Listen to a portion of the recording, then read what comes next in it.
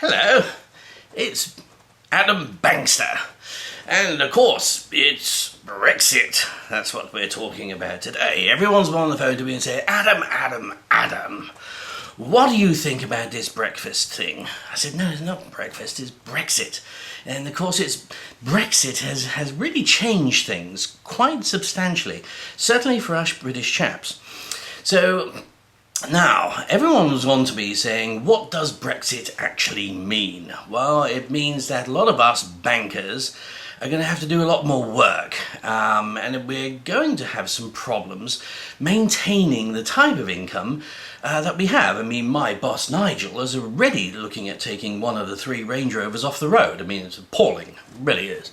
You know, we thought we had this in the bag. We thought that all of our arguments and all of our clever little things would have frightened the hell out of the British people to make them want to remain in Europe, which of course is a whole bunch of 28 countries that don't like British people at all, and British don't really like them either, but that's by the by.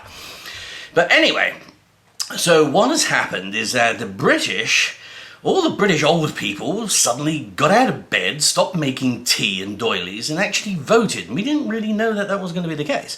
We were hoping that all the youngsters, which actually didn't have any reference points to Europe, they didn't know what Germany had done to them, or how the French really thought of them, or any of these things, and we thought that we could scare them into a new future by continuing paying for the Europeans as we are at the present time.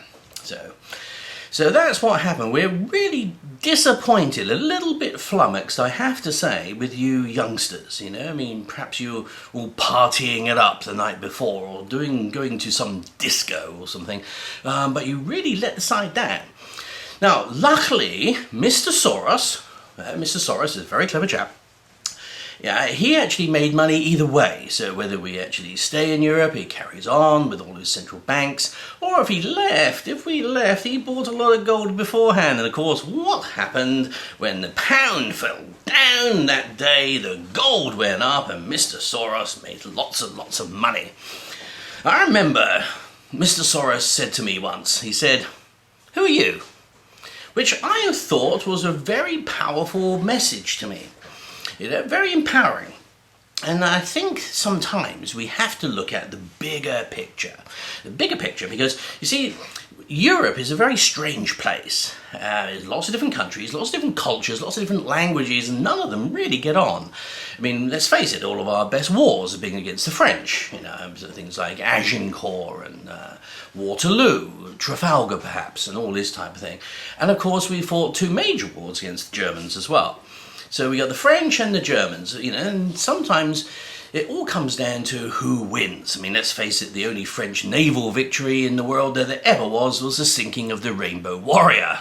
But anyway, so we've got all of these countries that we're told we must get along with because, you know, we're good old Europeans. Well, see, the British don't really look at that. They don't really see themselves as Europeans. That's why they didn't go for the euro. That's why they held on to the pound, you see, because we're very clever. That is why we had a British Empire. It was the biggest in the world. The sun never set on it because we were so good at doing things and organising things and getting other people to fight our wars for us. That's what the British did. So now we have this situation where that little bit of channel, that sea, has separated us emotionally, financially, physically, all from the European states. And it's interesting, isn't it, that the first thing that happened is all the other states in the European Union said, well, what about us? Actually, we don't really like Europe either. Because where is this place, Brussels? I mean, all I know about Brussels is Brussels sprouts. I mean, that's the only thing I can think of. You know, it's a horrible little place with nothing going on in it, and then they made it really important, you know? So that was really what it was all about. So people have said, well, Adam, we understand this, but how is Britain going to survive? I mean, survive, old chap. We were the biggest empires in the world before Europe came along. You know, we'll survive, I think, quite well. Because, you see, everybody speaks English. It's the international language of business, for instance. It's the international language of the internet. You can't get very far in this world without being able to speak English, you know. So that isn't going to change. Now, when you think of the Germans, I mean, the Germans actually sell more German cars in Britain than they actually do in anywhere else in Europe. So they're not going to say, we're closing the doors, we don't want to sell German cars, our BMWs and our Mercedes and our Audis and our VWs, and we don't want to sell them to British people anymore. And it doesn't help that most of the British cars, like Mini and Jaguar, are all owned by Germans anyway, so that isn't really going to change. And all this euro thing, as in the crash of the euro, well, did you know more euro transactions are made in Britain than all the other countries in Europe put together?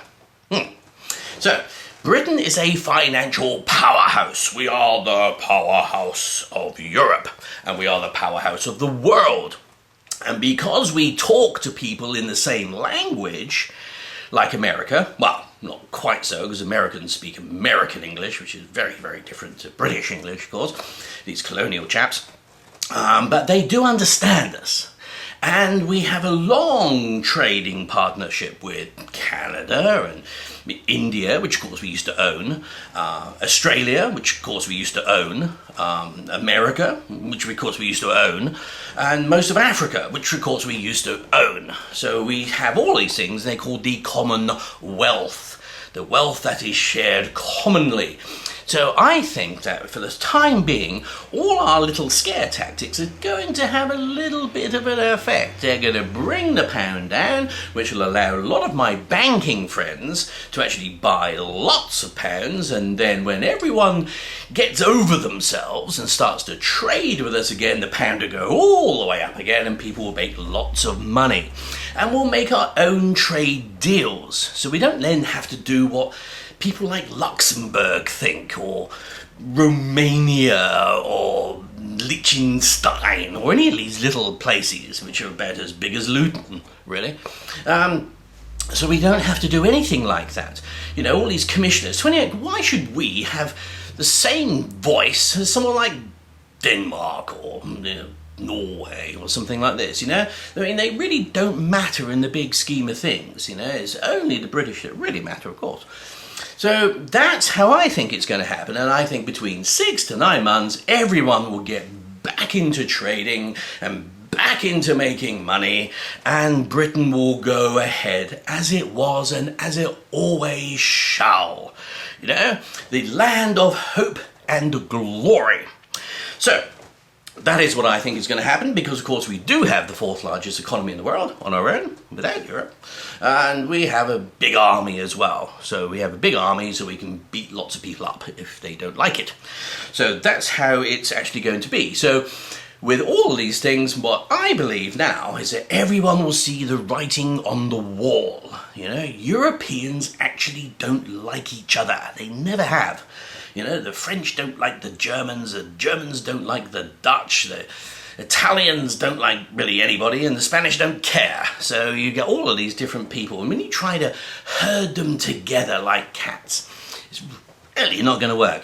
So I see that people like Denmark, people like France, when they see that the big boys are leaving the field and taking their ball with them, they too will ask for their own referendum. So you're going to have a Dexit, you're going to have a Frexit, a Gexit, a Grexit, a Nexit, and as we say back here in the old Bank of England, fuck it. Because that's really what's going to happen, is that Europeans are going to fall over. They may be one big state, one big country, put them all together, make it into one big mess. One big country, which will be worth like our country or something lesser. So that's what I think Brexit is. I think Brexit is going to actually bring us back to good Britishness. And, yeah, let's face it, how many people do you know that actually go and work in, you know, Switzerland or, you know, Liechtenstein or Luxembourg? I mean, very few. I mean, who works in Belgium, you know?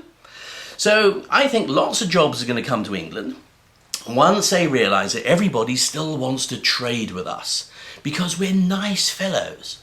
That's what will happen. Britain will survive because we're nice. We invented cricket. You know, we invented all the sports that currently we allow other countries to beat us in. So we're very nice people, and I believe that within 6 to 9 months, Britain will be supreme. It will reign supreme, and we'll have lots of new treaties, and we'll have lots of new money, and everyone will forget all of this leave, remain, and all these type of things. We'll have a new Prime Minister, and we'll have a new government. So that's what I think about Brexit. I don't know how my peers are going to think about this, but, you know, this is the word from Adam Bankster. So thank you very much for listening, and see you next time. Toodle pip.